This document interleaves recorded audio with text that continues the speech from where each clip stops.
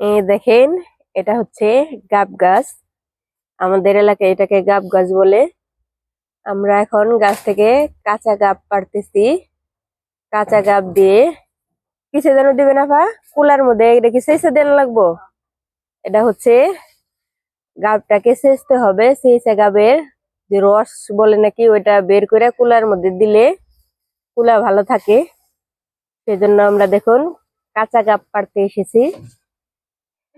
সবাই মিলে গাব পাড়ার জন্য যুদ্ধ করতেছি।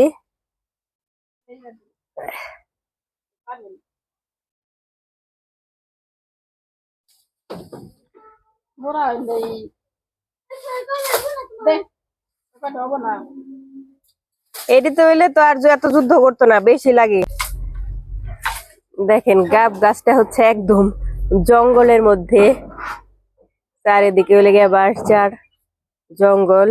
ওই যে আমার ভাস্তি দাঁড়িয়ে আছে, ও এই যে আপা, সবাই মিলে যুদ্ধ করতেছি আমরা গাব পাড়ার জন্য।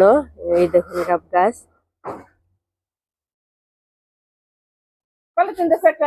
এই দেখেন আমার ভাস্তা চালের মধ্যে উঠে গেছে, কোন দিক দিয়ে জানি চালে উঠলো দেখলামও না। সুন্দর করে আমরা নিচ থেকে যুদ্ধ করতেছি গাব পাড়ার জন্য, কিন্তু পারতে পারতাছি না। এদিকে দেখুন আমার ভাস্তা সুন্দর উঠে গেছে, একটা একটা করে গাব ছিটতেছে। এদিকে দেখছে বাবা একটা হাতে। ও নিচে ফেলাইছ। ওই দেখেন ও সুন্দর করে গাছ থেকে একটা একটা করে গাব ছিটতেছে। একটা পলিথিন দিয়ে যাও। তার মা এই যে বরকা যেমন ইয়ে ডাকছে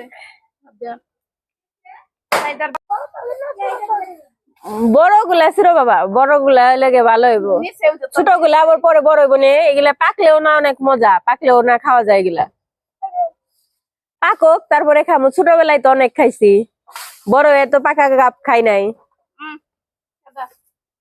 এই যে পলিথিন না, ওই পলিথিনে বইটা দাও। এই দেখুন কত বড় গাব গাছ, কত সুন্দর গাব ধরে রয়েছে।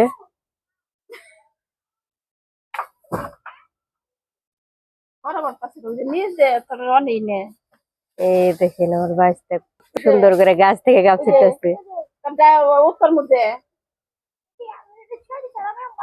হ্যাঁ, তুমি এটি বড় পাকাই বেতায় রেখে দিছো, একাই পাকবো নে খায় নি পাকলে। কত গাব গাব বুঝাই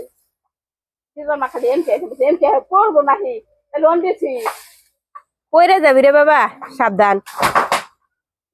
চাল কেমন জানি করে, পড়িস না।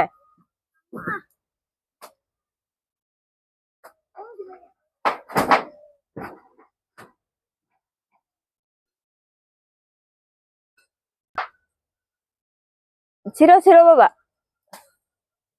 অনেকগুলো হয়েছে না। হ্যাঁ, এটিতে যাবো না। এগুলো যখন পাকবো তখন আমরা সবাই মিলে খেয়ে পারুম, পাকা গাবো অনেক মজা।